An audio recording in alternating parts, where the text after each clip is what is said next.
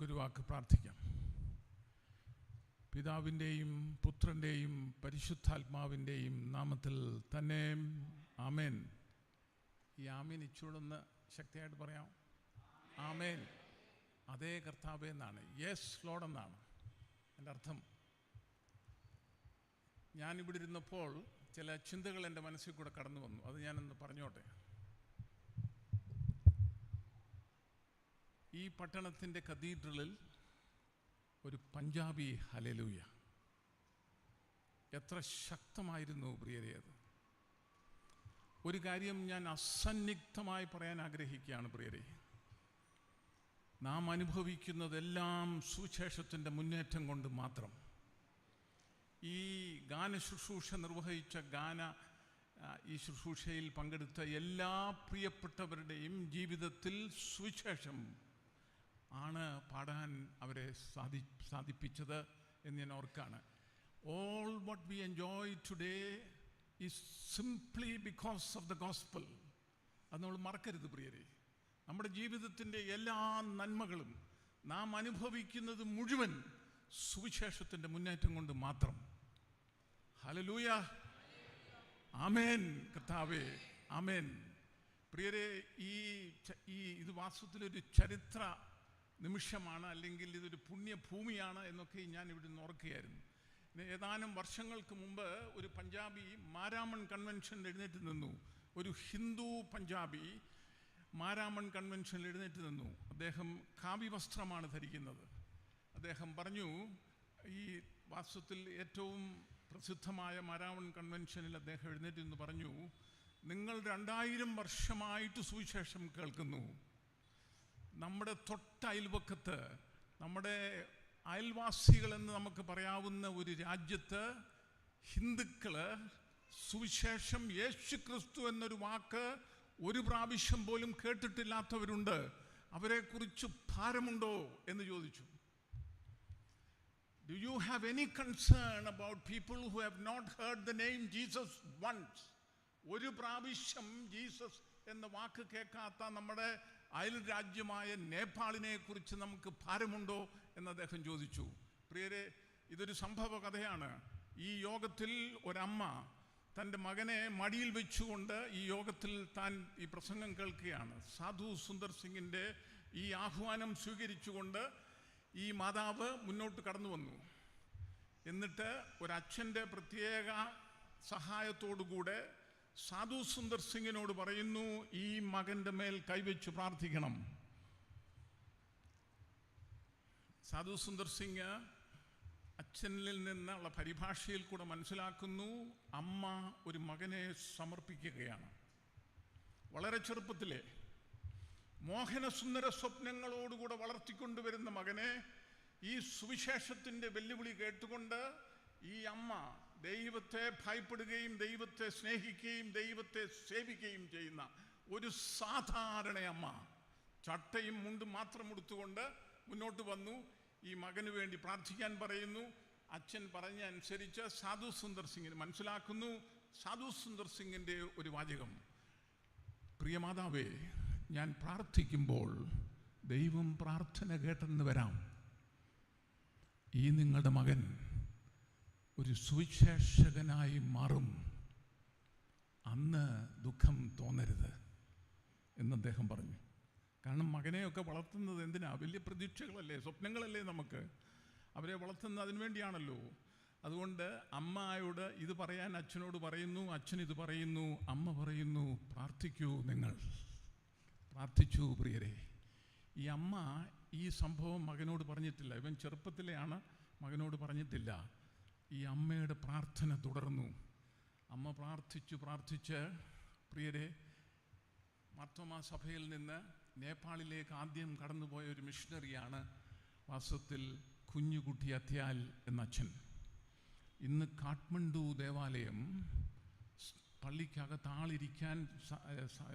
ആളുകൾക്കിരിക്കാനുള്ള സൗകര്യമില്ലാത്തതുകൊണ്ട് പുറത്ത് നിൽക്കുകയാണ് അവർ. It is a flourishing church, it is a growing church. എന്താണ്, എവിടെ നിന്ന് ആരംഭിക്കുന്നു പ്രിയരെ? സുവിശേഷത്തോടുള്ള നമ്മുടെ പ്രതിബദ്ധത നമുക്കുണ്ടാകണം. അതുകൊണ്ട് ഇന്ന് കടന്നു വന്ന എല്ലാവർക്കും എൻ്റെ സ്നേഹവന്ദനങ്ങൾ. 8:20 ഞാൻ പ്രസംഗം നിർത്തും, അല്ലെങ്കിൽ അടുത്ത ദിവസം നിങ്ങൾ വരാതിരിക്കാൻ സാധ്യതയുണ്ട്. അതുകൊണ്ട് 8:20 കൊണ്ട് ഞാൻ നിർത്തും. പ്രിയരെ,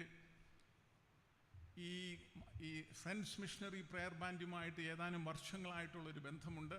ഞാൻ ഒരു കാലത്ത് പഠിപ്പിച്ചിരുന്ന ഒരു ബൈബിൾ കോളേജിൽ ഫ്രണ്ട്സ് മിഷണറി പ്രെയർ ബാൻഡിൻ്റെ ജനറൽ സെക്രട്ടറി ആയിട്ട് അന്ന് പ്രവർത്തിച്ചിരുന്ന ഒരു പാട്രിക് ജോഷുവ അണ്ണൻ എന്നൊക്കെ ഇവർ പറയുന്ന അദ്ദേഹം വന്നിരുന്നു.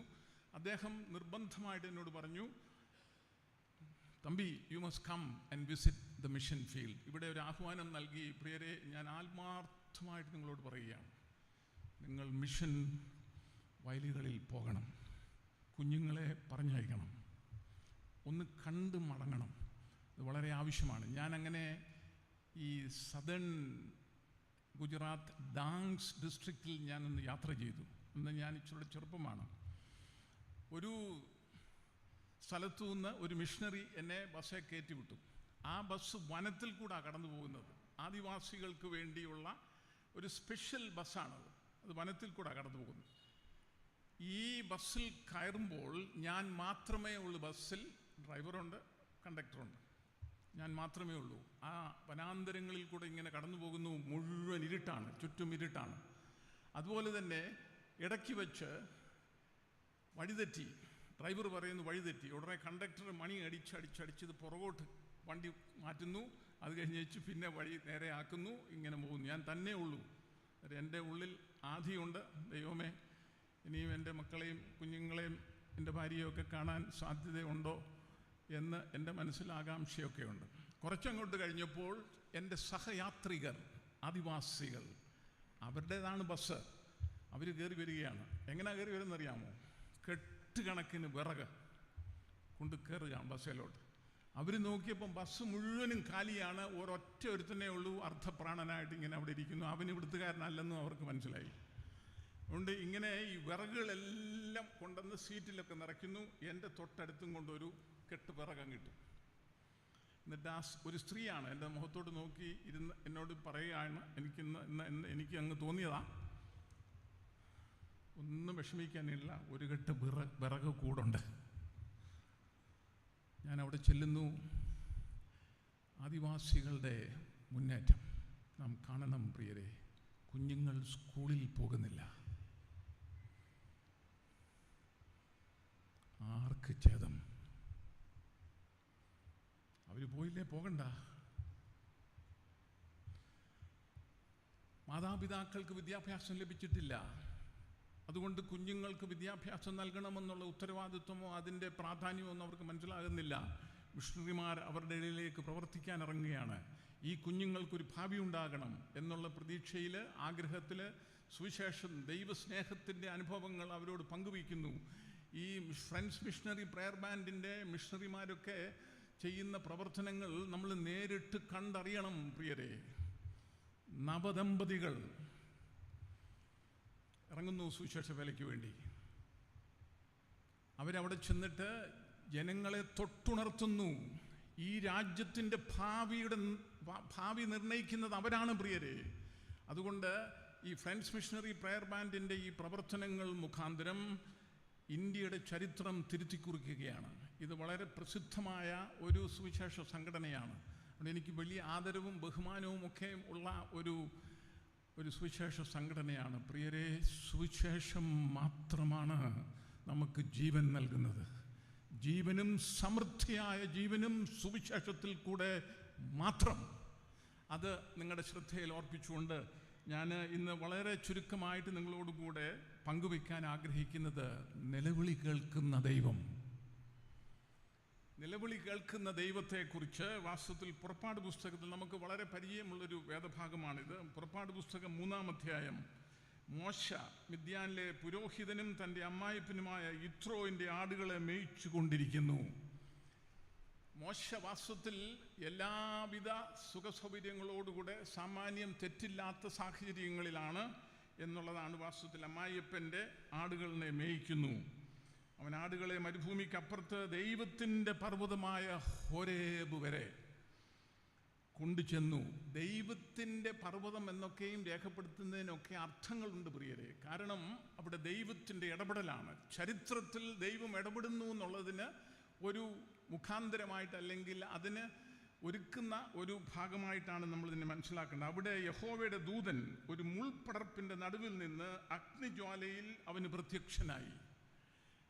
ഈ വാസ്തവത്തിൽ ഈ ഭാഗത്തെക്കുറിച്ചൊക്കെ നമ്മൾ പഠിക്കുകയും മനസ്സിലാക്കുകയും ചെയ്യുമ്പോൾ ആ കാലഘട്ടങ്ങളിൽ, ആ സമയങ്ങളിലൊക്കെ അവിടുത്തെ ഈ വളരെ സ്വാഭാവികമായ ഒരു സംഭവമാണ്. നമ്മൾ ഈ അമേരിക്കയിലൊക്കെ കേൾക്കുന്ന പോലെ ബുഷ് ഫയർ എന്നൊക്കെ പറയുന്ന പോലെ ഈ ഭയങ്കരമായിട്ടുള്ള വേനൽ സമയത്ത് മുൾപടർപ്പുകൾ ഇങ്ങനെ കത്തുക എന്ന് പറയുന്നത് വളരെ സർവ്വസാധാരണമാണ്. സർവ്വസാധാരണമായ ഒരു സംഭവത്തിൽ അസാധാരണത്വം കാണുന്ന ഒരു ഇടയൻ, അത് നമ്മൾ പ്രത്യേകം ഓർക്കണം. അവൻ കണ്ടത് എന്താണെന്നറിയാമോ? ഒരു മുൾപടർപ്പിൻ്റെ നടുവിൽ നിന്ന് അഗ്നിജ്വാലയിൽ അവന് പ്രത്യക്ഷനായി. വാസ്തവത്തിൽ അത് യഹോവയുടെ ദൂതൻ എന്നിവിടെ രേഖപ്പെടുത്തിയിട്ടുണ്ട്. അവൻ നോക്കിയാറെ മുൾപടർപ്പ് തീ പിടിച്ച് കത്തുന്നതും മുൾപടർപ്പ് വെന്തു പോകാതിരിക്കുന്നതും കണ്ടു എന്നാണ്. മുൾപടർപ്പ് വെന്തു പോകാതിരിക്കുന്ന ഈ വലിയ കാഴ്ച എന്ത് എന്ന് ഞാൻ ചെന്ന് നോക്കട്ടെ എന്ന് മോശ പറഞ്ഞു. ദൈവത്തിൻ്റെ ഇടപെടൽ നമ്മുടെ ജീവിതത്തിൽ ഉണ്ടാകുമ്പോൾ വളരെ സർവ്വസാധാരണം എന്ന് നമുക്ക് തോന്നാവുന്ന സാഹചര്യങ്ങളിൽ പ്രിയരെ അസാധാരണത്വത്തിൻ്റെ സാധ്യതകളുണ്ട്. അസാധാരണത്വത്തിൻ്റെ സാധ്യതകളുണ്ട്. അതുകൊണ്ട് നമ്മുടെ ഉള്ളിൽ ഒരാവേശമുണ്ടാകണം പ്രിയരെ. നമ്മുടെയൊക്കെ ജീവിതത്തിൽ സ്നേഹമുണ്ടാകണം. ആരോട് സ്നേഹം? ദൈവത്തിൻ്റെ മഹത്വം കാണാനായിട്ടുള്ള ഒരാവേശവും ദൈവത്തോടുള്ള ആദരവും സ്നേഹവും നമ്മുടെ ജീവിതത്തിൽ ഉണ്ടാകുമ്പോൾ അസാധാരണത്വം കാണാനുള്ള സകല സാധ്യതകളാണ്. അതുകൊണ്ടാണ് മോശ ഞാൻ ചെന്ന് നോക്കട്ടെ, എന്തെന്ന് ഞാൻ നോക്കട്ടെ എന്ന് പറഞ്ഞു. ഞാൻ മുമ്പേ ഓർപ്പിച്ചു, വളരെ സർവ്വസാധാരണമാണ്. ഇങ്ങനെ പലപ്പോഴും മുൾപടർപ്പുകൾ കത്തുന്നുണ്ട്. ഇങ്ങനെ എത്ര കണ്ടിരിക്കുന്നു, അതിലെന്താ പ്രത്യേകത? എന്നാൽ മോശയിൽ ദൈവം പ്രവർത്തിക്കുന്നതിൻ്റെ വ്യക്തമായ തെളിവുകളായി ഇതിനെ കാണാം. മോശ പറയുന്നു, ഈ മുൾപടർപ്പ് വെന്ത് തീരുന്നില്ല. അത് എന്താണെന്ന് വെന്ത് പോകാതിരിക്കാൻ തക്കവണ്ണം ഈ കാഴ്ച എന്ത് എന്ന് കാണാനായിട്ട് അവൻ കടന്നു ചെല്ലുന്നു. മുൾപടർപ്പിൻ്റെ നടുവിൽ നിന്ന് അവനെ മോശേ മോശേ എന്ന് വിളിച്ചു. എന്താണ് ഇതിൻ്റെ അർത്ഥം? എന്താണ് പ്രിയരെ? ഇത് ദൈവത്തിൻ്റെ ദൂതനല്ല, ഇത് സാക്ഷാൽ ദൈവം തന്നെ. ആ ദൈവമാണ് വാസ്തവത്തിൽ മോശയെ പേര് വിളിച്ച് വേർതിരിക്കുന്നത് എന്നാണ് വാസ്തവത്തിൽ പണ്ഡിതാക്കൾ പറയുന്നതിന്. അതുകൊണ്ട് മോശേ മോശേ എന്ന് വിളിച്ചു എന്നാണ് ഇവിടെ പറയുന്നത്. അതിന് അവൻ ഇതാ ഞാൻ. ദൈവം ഇടപെടുമ്പോൾ, ദൈവത്തിൻ്റെ ഇടപെടലിൻ്റെ ഭാഗമായി ദൈവം നമ്മളോട് സംസാരിക്കുമ്പോൾ പ്രിയരെ ഏറ്റവും ലളിതമെന്ന് തോന്നാവുന്ന രീതിയിൽ ചിലപ്പോൾ ദൈവം നമ്മളോട് സംസാരിക്കും. മകനെ, നീ എനിക്കുള്ളവൻ എന്ന് പേര് വിളിച്ച് നമ്മളോട് ഇടപെടാൻ സാധ്യതകളുണ്ട്. ഒന്ന് പ്രതികരിക്കൂ. അസാധാരണത്വം കാണും നാം. നമ്മുടെ ചരിത്രം തിരുത്തിക്കുറിക്കും. ഞാൻ എപ്പോഴും പറയും, കേരളത്തിൻ്റെ ചരിത്രം തിരുത്തിക്കുറിച്ചത് ഈ സുവിശേഷത്തോടുള്ള പ്രതിബദ്ധതയും ഈ സുവിശേഷത്തിൻ്റെ മുന്നേറ്റത്തിൽ വാസ്തവത്തിൽ അതിനോട് അനുസരണം ഉണ്ടാകുകയും ദൗത്യങ്ങൾ വിളി കേട്ട് ദൗത്യങ്ങളിലേക്ക് നീങ്ങിയപ്പോൾ ഈ സംസ്ഥാനം അനുഗ്രഹിക്കപ്പെട്ടു പ്രിയരെ. ഇവിടെ കേട്ടല്ലോ നമ്മൾ മന്ത്രവാദവും ഒക്കെ. ഈ സംസ്ഥാനത്ത് മന്ത്രവാദം ഉണ്ടായിരുന്നു പ്രിയരെ. ഇവിടെ കൂടോത്രങ്ങൾ ഉണ്ടായിരുന്നു പ്രിയരെ. ഈ നമ്മുടെ നാട്ടിൽ സ്ത്രീകൾ മാറുമറയ്ക്കാതെ നടന്ന കേരളമാണിത്. സ്ത്രീകൾക്ക് മാറുമറയ്ക്കാൻ അവകാശങ്ങളില്ലായിരുന്നു ഇവിടെ. എങ്ങനെ മാറ്റങ്ങൾ വന്നു പ്രിയരെ? എങ്ങനെ വന്നു നമ്മുടെ സൗധങ്ങൾ, നമ്മുടെ ദേവാലയങ്ങളും നമ്മുടെ എല്ലാ സുഖസൗകര്യങ്ങളും എങ്ങനെ വന്നു പ്രിയരെ? നാം ചിന്തിക്കണം. സ്വന്തം കൈയുടെ ബലം കൊണ്ടോ നമ്മുടെ കുടുംബ പാരമ്പര്യങ്ങൾ കൊണ്ടോ ഒന്നുമല്ല, പിന്നെയോ സുവിശേഷത്തോടുള്ള പ്രതിബദ്ധതയുടെ ഭാഗമായി നല്ല ഒന്നാന്തരം കുടുംബങ്ങളിൽ നിന്ന് സകലവിധ സുഖസൗകര്യങ്ങളും അനുഭവിക്കാമായിരുന്ന കുഞ്ഞുങ്ങൾ, മക്കളും ഭാര്യയും ഭർത്താവും ആയിട്ട് ഇവിടെ വന്നു പ്രിയരെ. കോട്ടയത്തെ ചരിത്രം ഞാൻ പറയാം. ബേക്കർ എന്ന മദാമ്മ, ബേക്കറിനെ കുറിച്ചൊക്കെ കേട്ടിട്ടുണ്ട്. ബേക്കർ, ഈ Henry Baker senior, Henry Baker junior എന്നൊക്കെ കേട്ടിട്ടുണ്ട്. അവരൊക്കെ മിഷണറിമാരാണ്. 140 വർഷം അമ്മ, മകൾ, കൊച്ചുമകൾ കേരളത്തെ സേവിച്ചു. അതുകൊണ്ട് കേരളത്തിലെ സ്ത്രീ വിദ്യാഭ്യാസത്തിൽ നമ്മൾ മറ്റെല്ലാവരെക്കാളും മുമ്പിലാണ്. എങ്ങനെ സംഭവിച്ചു പ്രിയരെ? ഇത് എങ്ങനെ സംഭവിച്ചു? മറ്റ് ഒരു സംസ്ഥാനത്തിനും അവകാശപ്പെടാനില്ലാത്ത ഒരു അവകാശവാദം നമുക്കുണ്ട്. എന്താണ്? നമ്മുടെ സ്ത്രീകൾ മറ്റെല്ലാവരെക്കാളും സാക്ഷരതയിൽ മുമ്പിലാണ്. 99% of Kerala women are educated. എങ്ങനെ സംഭവിച്ചു പ്രിയരെ? അതിനെക്കുറിച്ചൊക്കെ നമ്മൾ ചിന്തിക്കുന്നതാണ്. മോശെ എന്ന് പേര് വിളിച്ച് വേർതിരിക്കുന്ന ഈ മോശയോട് ദൈവം ഇടപെടുകയാണ്. അപ്പോൾ അവൻ, ഇങ്ങോട്ട് അടുക്കരുത്, നീ നിൽക്കുന്ന സ്ഥലം വിശുദ്ധ ഭൂമിയാകയാൽ കാലിൽ നിന്ന് ചെരുപ്പ് അഴിച്ചു കളക എന്ന് കൽപ്പിച്ചു. കാരണം ദൈവത്തോടു കൂടെയുള്ള ബന്ധം, അതായത് ദൈവത്തോട് നാം അടുക്കും തോറും നാം ദൈവത്തിൻ്റെ മഹത്വം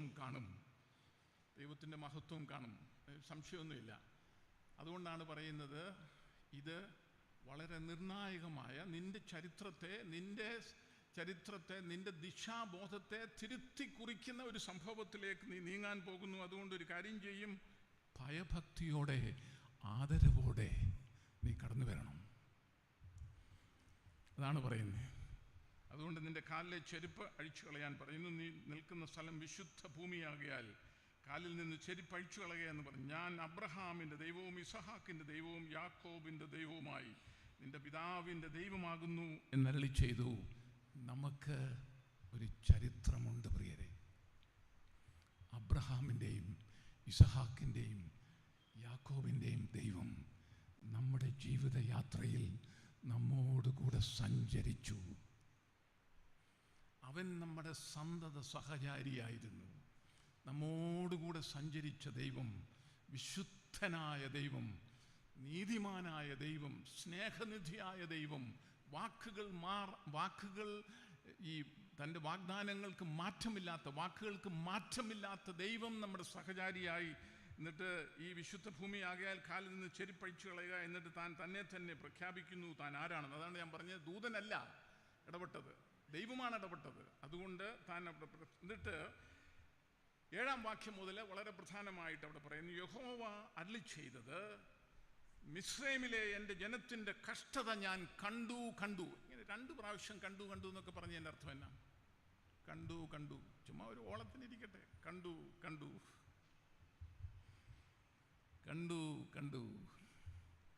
എന്ത് കണ്ടു?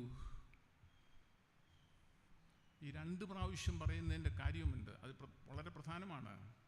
അത് ഊന്നലാണ്, വ്യക്തമായിട്ടുള്ളൊരു ഊന്നൽ അവിടെ നൽകുകയാണ്. പിന്നെ നമ്മൾ ഈ ചില വാക്കുകൾക്കൊക്കെ അണ്ടർലൈനൊക്കെ ഇടുന്നെന്ന് പറഞ്ഞ പോലെ കണ്ടു എന്ന് പറയുന്നത് വാസ്തവത്തിൽ തൻ്റെ ഊന്നലാണ്. വലിയവനായ ദൈവം കണ്ടു. എന്ത് കണ്ടു? മിസ്രൈമിലെ എൻ്റെ ജനത്തിൻ്റെ കഷ്ടത ഞാൻ കണ്ടു. അതാണ് നാം ആരാധിക്കുന്ന ദൈവം. ആരാണെന്നറിയാമോ? ഒരു ദൈവത്വത്തെക്കുറിച്ചുള്ള ഒരു ഒന്നാന്തരം പാഠങ്ങൾ മോശയ്ക്ക് നൽകുകയാണ്. ആരാണ് ഈ ദൈവം? അബ്രഹാമിൻ്റെയും ഇസഹാക്കിൻ്റെയും യാക്കോബിൻ്റെയും ദൈവം ആരാണ്? കഷ്ടത കാണുന്ന ദൈവം. നാം എന്ത് കാണുന്നു പ്രിയരെ? നാം എന്ത് കാണുന്നു? നാം ആരാധിക്കുന്നുണ്ട്, നാം പാടുന്നുണ്ട്, കൂദാശകളെല്ലാം നടക്കുന്നുണ്ട് പ്രിയരെ. നാം എന്ത് കാണുന്നു? 17 വയസ്സുള്ള ഒരു സ്ത്രീ ഇന്ത്യയിൽ വന്നു. അവൾ കണ്ടു. എന്ത് കണ്ടെന്നറിയാമോ? ചോര കുഞ്ഞുങ്ങൾ ഓടകളിൽ കിടക്കുന്നു. കണ്ടു അവൾ. സിസ്റ്റർ ആഗ്നസ് എന്ന പേരിൽ ഈ രാജ്യത്ത് ഒരു വിദേശ വനിതയായി വന്ന മദർ തെരേസയുടെ കാര്യമാണ് ഞാൻ ഈ പറയുന്നത്. താൻ കണ്ടു. ഈ കാഴ്ച കണ്ടതിന് ശേഷം ഈ ദൈവത്തിൻ്റെ സ്വഭാവം പോലെ തന്നെ വാസ്തവത്തിൽ ഈ കാഴ്ചകളൊക്കെ കണ്ടിട്ട് നാം വാസ്തവത്തിൽ ഇത് കണ്ടുകൊണ്ട് എന്തോ ഇങ്ങനെയെല്ലാം കണ്ടുകൊണ്ടിരിക്കുക. നമ്മളെല്ലാം പലതും കാണുന്നുണ്ട്, കണ്ടുകൊണ്ടിരിക്കുക. അതുകൊണ്ട് തന്നെ ഒരു ചുക്കുമില്ല, കണ്ടുകൊണ്ടിരിക്കും. അല്ല, ദൈവത്തിൻ്റെ ഇടപെടലാണെങ്കിൽ ദൈവത്തിൻ്റെ ആളത്വവും ദൈവത്തിൻ്റെ സ്വഭാവവും ദൈവത്തിൻ്റെ സ്വത്വവും. If you want to understand the identity of the living God whom we worship, please understand He is a God who sees the affliction of His people. തൻ്റെ ജനത്തിൻ്റെ കഷ്ടത കാണുന്ന ദൈവത്തെയാണ് നാം ആരാധിക്കുന്നത്. അതുകൊണ്ട് താൻ കണ്ടു എന്ന് പറഞ്ഞു. എന്നിട്ട് ഈ സ്ത്രീ ഉണ്ടല്ലോ, 17 വയസ്സുള്ള മധുര 17 എന്നൊക്കെ നമ്മൾ പറയാറുണ്ട്, സ്വീറ്റ് 17 എന്നൊക്കെ പറയാറുണ്ട്, ഇല്ലയോ? മധുര 17. ഈ മധുര 17 പെൺകുട്ടി എന്ത് ചെയ്യുന്നറിയാമോ? ആ രാത്രി തനിക്ക് ഉറക്കം വന്നില്ല. ചോര കുഞ്ഞുങ്ങൾ ഓടകളിൽ കിടക്കുന്നു. ആർഷഭാരത സംസ്കാരം, നൂറ്റാണ്ടുകളുടെ സംസ്കാരം പറയുന്ന ഈ രാജ്യത്ത് മനുഷ്യന് വിലയില്ല. തള്ളി പുറത്തോട്ടിടുകയാണ് അവര്. എന്നിട്ട് പ്രായമുള്ളവർ തള്ളി പുറത്താകുന്നു. അന്ന് ഇട്ടതുപോലെ തന്നെ ഇന്നും പ്രായമുള്ളവരെ പുറത്താക്കുക. ആര് പുറത്താക്കുന്നു? സ്വന്തം മക്കൾ പുറത്താക്കുന്നു. എൻ്റെ ജനത്തിൻ്റെ കഷ്ടത ഞാൻ കണ്ടു എന്നാണ് ദൈവം പറയുന്നത്. എന്നിട്ട് മദർ തെരേസായ്ക്ക് ഉറങ്ങാൻ സാധിച്ചില്ല. ഈ സിസ്റ്റർ ആഗ്നസിന് ഉറങ്ങാൻ സാധിച്ചില്ല. 3 രാത്രി താൻ ഉറങ്ങിയില്ല.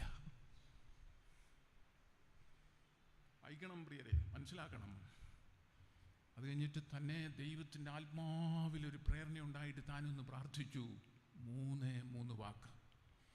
3 വാക്ക് പ്രിയരെ.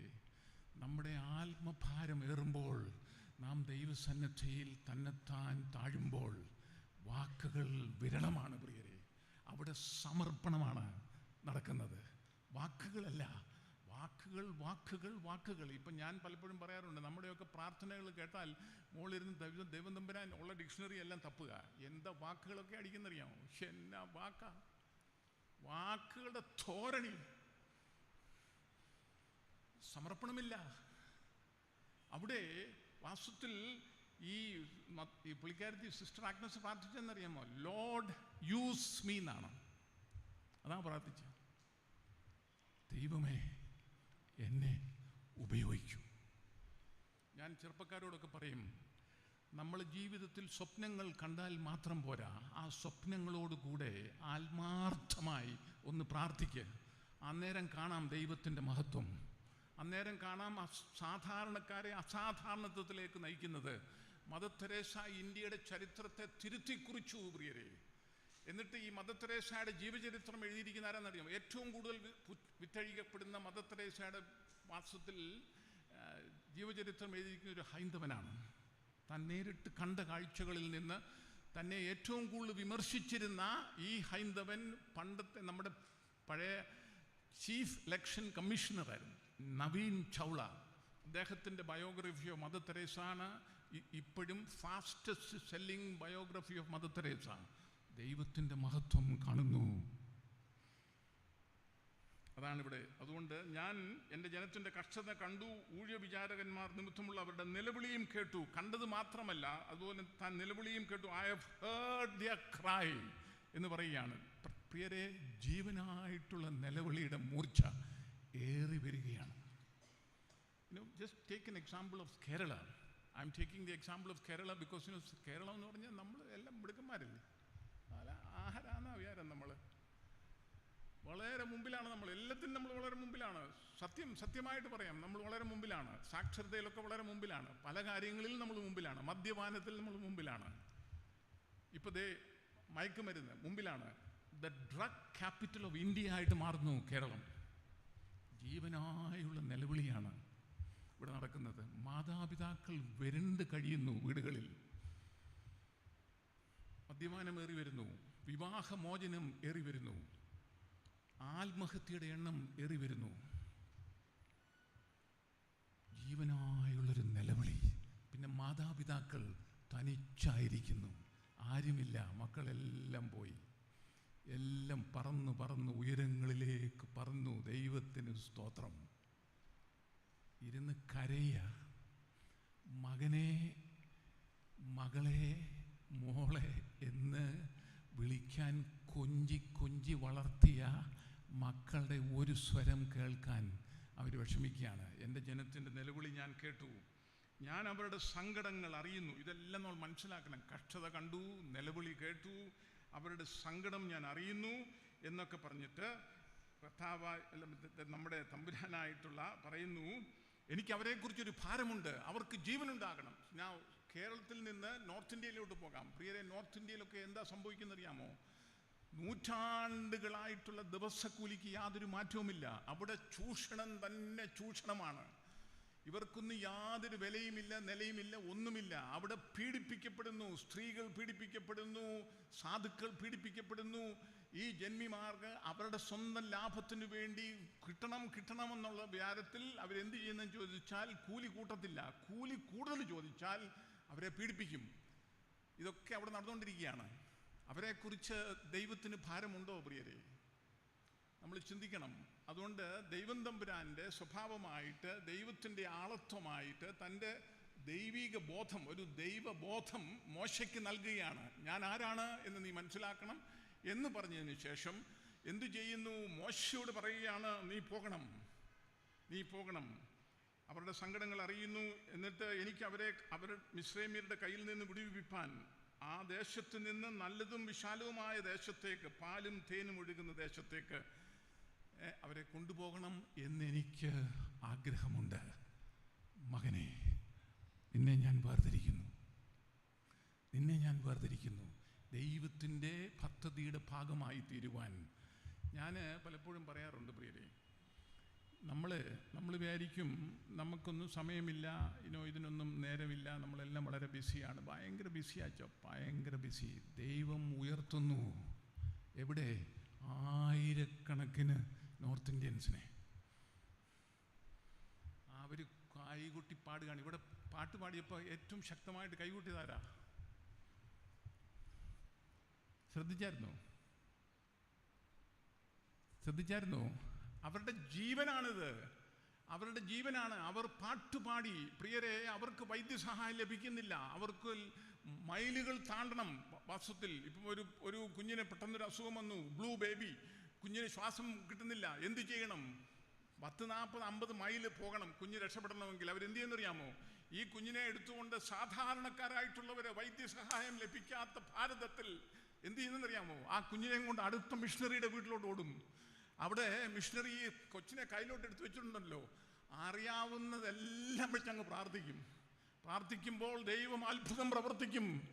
ഈ ജനത്തിൻ്റെ സങ്കടം ഞാൻ കണ്ടു, ഞാൻ കേട്ടു എന്ന് പറയുന്ന ദൈവം അന്നും ഇന്നും എന്നും ജീവിക്കുന്നു പ്രിയരെ. അതുകൊണ്ട് സംശയിക്കേണ്ട.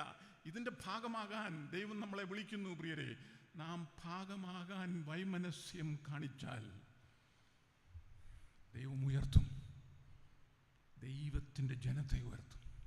സംശയിക്കേണ്ട. അത് വാസ്തവത്തിൽ നോർത്ത് ഇന്ത്യയിൽ ഇന്ന് ശക്തമായ മുന്നേറ്റമാണ് നടക്കുന്നത്. അതുകൊണ്ട് തന്നെ അവിടെ പീഡനമുണ്ട്. അടിച്ച് നിരത്തുകയാണ്. മണിപ്പൂരിൽ എത്ര പള്ളി തകർത്തെന്നറിയാമോ?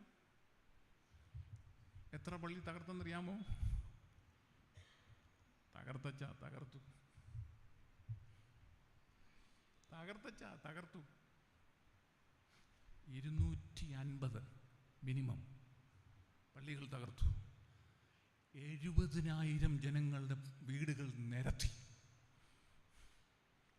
ഇന്ത്യയുടെ ഇരട്ടച്ചങ്കൻ പ്രധാനമന്ത്രി ഒരു വാക്ക് മിണ്ടിയില്ല. മിണ്ടണ്ട. എന്നാൽ ഞാൻ ഒരു കാര്യം സത്യമായി നിങ്ങളോട് പറയുകയാണ് പ്രിയരെ, സ്വർഗത്തിലെ ദൈവം മണിപ്പൂരികളെ കൈവിടുകയില്ല. അവരുടെ നിലവിളി താൻ കേൾക്കും. അവരെങ്ങനെ നിലവിളിച്ച് പ്രാർത്ഥിക്കുന്നറിയാമോ? റോഡ് സൈഡിൽ. പ്രിയരെ, ഇതൊക്കെ കഥകളായിട്ടാണ് നമുക്ക് തോന്നുന്നത്. റോഡ് സൈഡിൽ എല്ലാ ഞായറാഴ്ചയും അവർ മുട്ടുകുത്തി നിന്ന് റോഡിൽ ഇരുന്നുകൊണ്ട് പ്രാർത്ഥിക്കുന്നു. ദൈവമേ എന്ന് വിളിക്കുകയാണ് അവര്. ചങ്ക് തകർന്നുള്ള വിളിയാണ്. കാരണം ഈ ഒരു ദൈവം മാത്രമേ ഉള്ളൂ അവരുടെ സങ്കടം കാണാനും നിലവിളി കേൾക്കാനും പ്രിയരെ. അതുകൊണ്ട് നമുക്ക് ഒരു പ്രത്യേകമായിട്ടുള്ളൊരു നിയോഗം ദൈവം തരികയാണ്. അതുകൊണ്ട് നിലവിളി കേൾക്കുന്ന ദൈവം തന്നെ വ്യക്തമാക്കിക്കൊണ്ട് മോശയ്ക്ക് ഒരു ദൗത്യം കൊടുക്കുകയാണ്. നീ പോകണം, ഞാനാകുന്നവൻ ഞാനാകുന്നു എന്ന് നീ അവരോട് പറയണം എന്ന് പറയുകയാണ്. പിന്നെയും ഇസ്രായേൽ മക്കളുടെ നിലവിളി എൻ്റെ അടുക്കൽ എത്തിയിരിക്കുന്നു. മിസ്രൈമ്യർ അവരെ ഞെരുക്കുന്ന ഞെരുക്കവും ഞാൻ കണ്ടിരിക്കുന്നു. ആകയാൽ വരിക എന്ന് പറയുകയാണ്. ആകയാൽ വരിക.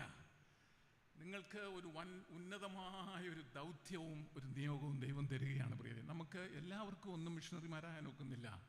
ഇന്ന് മുതൽ ഓരോ മിഷണറിക്ക് വേണ്ടി നിങ്ങൾ പ്രാർത്ഥിക്കണം. ഇവിടെ ഇരിക്കുന്ന ജനറൽ സെക്രട്ടറി അദ്ദേഹമുണ്ടല്ലോ, ഒത്തിരി യാത്ര ചെയ്യുന്ന ഒരാളാണ്. അദ്ദേഹം ഒരു കുടുംബസ്ഥനാണ്. ഏതെല്ലാം ഉത്തരവാദിത്വങ്ങളുള്ള ആളാണെന്നറിയാമോ? കുടുംബത്തിനോട് കൂടുള്ള സമയങ്ങളെല്ലാം വാസ്തവത്തിൽ ത്യജിച്ചുകൊണ്ട് മാത്രമേ സുവിശേഷ വേലയിലൊക്കെ നമുക്ക് ഏർപ്പെടാൻ ഒക്കത്തുള്ളൂ പ്രിയരെ. ഞാൻ മുമ്പേ ഓർപ്പിച്ചു, പല മിഷണറിമാരിവിടെ വന്നു. അവരുടെ കൊച്ചു കുഞ്ഞുങ്ങൾ ഈ കോട്ടയം കത്തീഡ്രലിൻ്റെ സെമെട്രിയിൽ ചെന്നാൽ നമുക്ക് കാണാം ആ കുഞ്ഞുങ്ങൾ എത്ര പ്രായത്തിൽ അവർ മരിച്ചെന്ന്.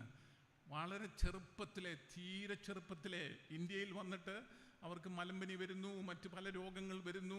ഇങ്ങനെ വന്ന് അവർ മരിച്ചു വീണു, ഈ മണ്ണിൽ അടക്കി. ആർക്ക് വേണ്ടി? ഞാനും നിങ്ങളും മാന്യന്മാരാകാൻ. അല്ലയോ അല്ലയോ പ്രിയരെ? ഈ നമ്മുടെ ജോസഫ് പീറ്റ് എന്ന് പറയുന്ന മിഷണറി മാവേലിക്കര വന്നു. മാവേലിക്കര പള്ളിയിലെ ഉണ്ട് അദ്ദേഹത്തിൻ്റെയും അദ്ദേഹത്തിൻ്റെ ഭാര്യയുടെയും ഈ വാസ്തവത്തിൽ അടക്കിയിരിക്കുന്ന ഖബറടക്കങ്ങൾ ഒക്കെ നടത്തിയിരിക്കുന്ന സ്ഥലമൊക്കെ നമുക്ക് പോയി കാണാം. ഈ ജോസഫ് പീറ്റാണ് കണ്ടത് സ്ത്രീകൾ മാറുമറയ്ക്കാതെ നടക്കുന്നു. തനിക്ക് അസ്വസ്ഥതയുണ്ടായി. സീനിയർ മിഷണറിമാർ പറഞ്ഞു, ചമിട്ടടാ, വായ് മൂടറാ എന്ന് പറഞ്ഞു. ഇവിടെ നീ സുവിശേഷം പ്രസംഗിച്ചാൽ മതി എന്ന് പറഞ്ഞു. സുവിശേഷം മാത്രം പ്രസംഗിച്ചാൽ മതി, ഇവിടുത്തെ ആചാരങ്ങളും ഇവിടുത്തെ രീതികളൊക്കെ നീ മാറ്റാനൊന്നും ശ്രമിക്കരുത്. അതുകൊണ്ട് നീ സുവിശേഷം പ്രസംഗിച്ചാൽ മതി. സുവിശേഷം, യേശു നിന്നെ സ്നേഹിക്കുന്നു, ദൈവം നിന്നെ സ്നേഹിക്കുന്നു, ദൈവം നിന്നെ സ്നേഹിക്കുന്നു, ദൈവം നിന്നെ സ്നേഹിക്കുന്നു, ഇത്രയും മാത്രം പറഞ്ഞ് നീ സ്ഥലം വിട്ടു എന്നാ പറഞ്ഞത്. പക്ഷെ ജോസഫ് പീറ്റിന് സാധിക്കുന്നില്ല. എൻ്റെ പ്രിയ സഹോദരീ സഹോദരങ്ങളെ, ഇതെൻ്റെ അമ്മയും നിങ്ങളുടെ സഹോദരികളുമാണെങ്കിൽ നിങ്ങൾക്ക് നൊമ്പരം ഉണ്ടാവും. മാറുമറയ്ക്കാനുള്ള അവകാശമില്ലാത്തത്. ജോസഫ് പീറ്റ് വിട്ടില്ല. താൻ ആവർത്തിച്ച് പ്രാർത്ഥിക്കുകയാണ്. താൻ അമ്മ മഹാറാണിക്ക് എഴുതുകയാണ്, നിങ്ങളൊരു സ്ത്രീയല്ലേ, സ്ത്രീത്വത്തിനൊരു മാന്യതയില്ലേ, ഇവരിങ്ങനെ നടക്കേണ്ടിയവരാണോ? ഞാൻ ചോദിക്കുകയാണ്. താൻ അസ്വസ്ഥനായി. പ്രിയരെ, അതിനുശേഷം അതെല്ലാം മാറി. അവർ മാറുമറയ്ക്കാനുള്ള അവകാശങ്ങളൊക്കെ അവർക്ക് കൊടുക്കുന്നു. ഇവിടെ ഏതാനും ചിലർക്ക് സുഖസൗകര്യങ്ങൾ, മറ്റുള്ളവർക്ക് ജീവനായിട്ടുള്ള നിലവിളി. അത് തന്നെയാണ് വാസ്തവത്തിൽ ദൈവം കണ്ടത്. ഇസ്രായേൽ ജനത മിസ്രൈമ്യരുടെ കീഴിൽ കഷ്ടത അനുഭവിക്കുന്നു എന്ന് കണ്ടിട്ട്, എന്നിട്ട് മോശ ദൈവത്തോട് ഫറവോൻ്റെ അടുക്കൽ പോകുവാനും ഇസ്രായേൽ മക്കളെ മിസ്രൈമിൽ നിന്ന് പുറപ്പെടുവിക്കാൻ ഞാൻ എന്ത് ഉള്ളൂ എന്ന് ചോദിക്കുകയാണ്. ഞാൻ എന്ത് മാത്രം ഉള്ളൂ എന്ന് പറഞ്ഞു. അതിന് അവൻ, ഞാൻ നിന്നോട് കൂടെയിരിക്കും, ഞാൻ നിന്നോട് കൂടെയിരിക്കും. നമ്മുടെ കുടുംബത്തോട് കൂടെ ഇരുന്ന ദൈവം നമ്മളെ വിളിക്കുന്നു ഈ രാത്രി. ഞാനിവിടെ അവസാനിപ്പിക്കുകയാണ് പ്രിയരെ. നമുക്ക് ആത്മഭാരമുണ്ടാകണം. എനിക്ക് ലഭിച്ച സുവിശേഷം എന്നിൽ തന്നെ വെച്ചുകൊണ്ടിരിക്കാൻ എനിക്ക് അവകാശമില്ല. അത് സ്വാർത്ഥതയാണ്. ദാനമായി കുഞ്ഞുങ്ങളെ തന്നത് ദൈവത്തിൻ്റെ ഉദ്ദേശങ്ങൾ നിറവേറാനാണ്. ഈ കുഞ്ഞുങ്ങൾക്ക് പഠിച്ചുയരാൻ സാധ്യതകൾ ദൈവം തന്നത് ദൈവനാമ മഹത്വത്തിനാണ്. അതുകൊണ്ട് പ്രിയരെ, ദൗത്യങ്ങളിലേക്ക് ദൈവം നമ്മെ വിളിക്കുന്നു. നാം ഓരോരുത്തരും നമ്മളാലാവത് സുവിശേഷത്തിനു വേണ്ടി സമർപ്പിക്കുവാൻ ദൈവത്തിൻ്റെ പരിശുദ്ധാത്മാവ് നമ്മളെ സഹായിക്കട്ടെ. നിലവിളി കേട്ടു, സങ്കടം കണ്ടു, ഞെരുക്കം താൻ കണ്ടു, താൻ വിളിച്ചു വേർതിരിക്കുന്നു. എന്നെയും നിങ്ങളെയും ദൈവം നമ്മെ അനുഗ്രഹിക്കട്ടെ. ഫ്രണ്ട്സ് മിഷണറി പ്രെയർ ബാൻഡിന് വേണ്ടി FMPB